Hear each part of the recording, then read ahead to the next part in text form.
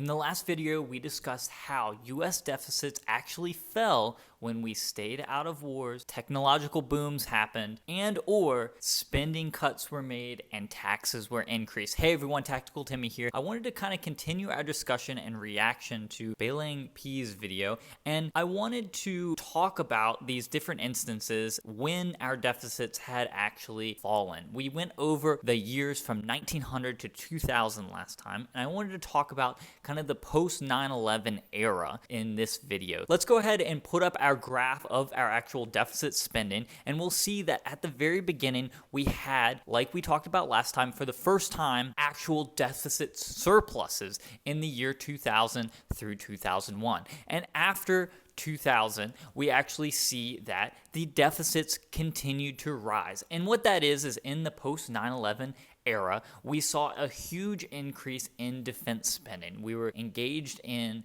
wars in two different theaters, both in Afghanistan, and then in 2003 we added Iraq, the Iraq War. And with that, we saw a rise in deficits spending. We no longer were seeing a surplus. We were seeing the U.S. government actually spending more money than they were taking in revenue.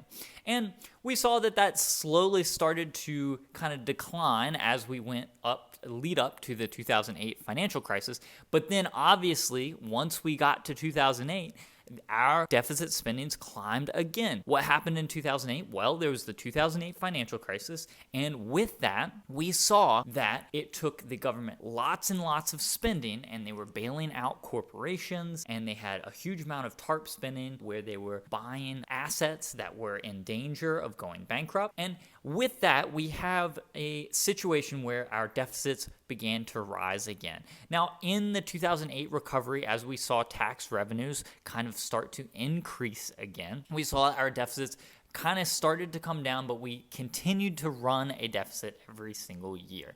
As we led up to 2020 and our COVID crisis, we actually saw an increasing of our deficits again, which is kind of curious because it's believed that, the economy was actually humming in that time period, but we weren't seeing that reflected. Typically, what we would see and what we discussed in our last video is that as the economy does really well, the U.S. government is able to pull in more tax dollars, and therefore we see a drop in deficit spending. So what this is kind of telling us is that, well, we were actually spending more money than we thought we were in those years leading up to COVID. And once actually 2020 happened and our COVID crisis, we can obviously see that there's going to be a huge increase in our deficit spending as so many people were laid off of work, and the U.S. government tried to implement lots of programs to spur on that spending and spur on the economy and prevent it from collapsing.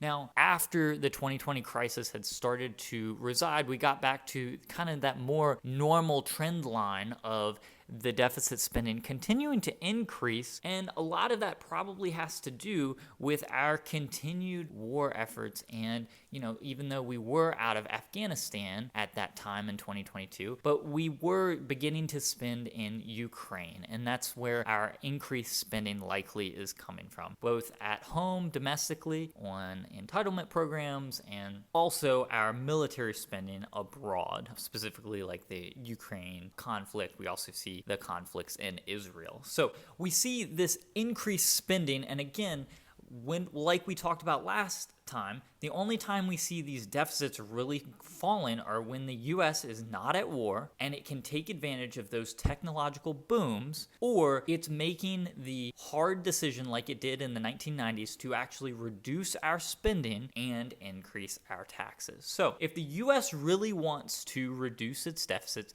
it has to do those couple things that we just talked about. It has to, one, get out of conflicts and wars around the world. Number two, it has to harness the power of the advances of productivity and the advances in technology to productive means. Just because we have, for instance, YouTube videos that we can view all these things and we all have phones, we have to actually use those funds for productive things and actually produce things with that technology. It doesn't help us if it's all just for entertainment. The third thing is we have to consider that unpopular opinion or an unpopular option of actually increasing taxes and decreasing or cutting spending, because that is something that's really, really unpopular to do. No one wants to pay more taxes, and no one wants to, who's getting entitlements and getting things from the government, no one wants to give up those things that they're getting from the government. So those are the hard things that the US is going to have to choose to do going forward if it wants to cut our spending. Now, what we haven't really talked about is what does this actually mean for the price of gold and silver? So when it comes to the price of gold and silver, we all like investing in our gold and silver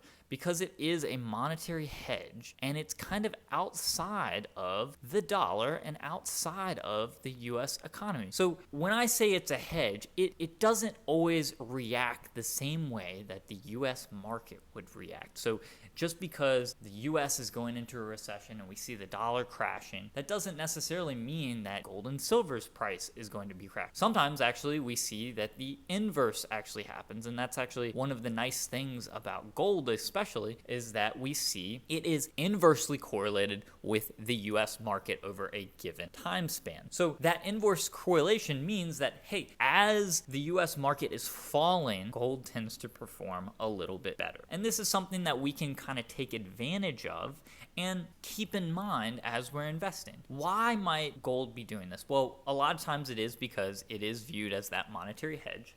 The other thing is that gold is actually trying to keep up with and going to take advantage of any of these gains in productivity. So as we get better and better at, for instance, mining gold or mining silver, we will actually be able to see those advantages reflected in the gold price. So as a gold investor, gold is going to continue to increase in its purchasing power as long as we continue to become more and more productive when it comes to not only mining gold and silver, but also more and more productive in other aspects of our lives. Because there's that famous saying that good money should appreciate. And as we get better at doing different things, we get better at entertainment, we get better at producing different goods, we should see those prices actually going down and actually falling. It's not like what we see in our traditional dollars you see below us, because there we have that continued inflation, and we see that prices, even as we get better and better at doing things,